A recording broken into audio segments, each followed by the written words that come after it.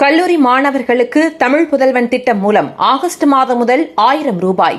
முதல்வர் மு க ஸ்டாலின் அறிவிப்பு. விக்கிரவாண்டி சட்டமன்ற தொகுதிக்கான இடைத்தேர்தலை புறக்கணிக்கிறோம். அதிமுக அறிவிப்பு. திமுகவின் 3 ஆண்டு ஆட்சியில் குற்றங்களை கட்டுப்படுத்த முடியவில்லை. தமிழக பாஜக தலைவர் அண்ணாமலை குற்றச்சாட்டு. குறுவை தொகுப்பு திட்டத்தில் விவசாயிகளுக்கு உச்சவரம்பு கூடாது. டாக்டர் ராமதாஸ் வலியுறுத்தல்.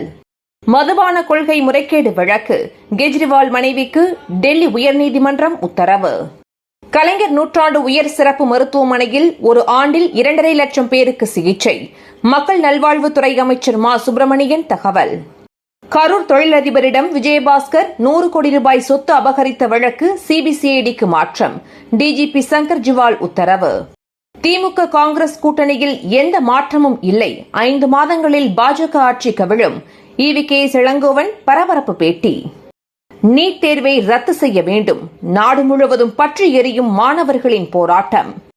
என்டிஏ அரசு தவறுதலாக உருவானது. எந்த நேரமும் சரிந்துவிடலாம். காங்கிரஸ் தேசிய தலைவர் மல்லிகார்ஜுன கார்கே ஆருடம். உத்தரகண்டில் வேன் கவிழ்ந்து விபத்து.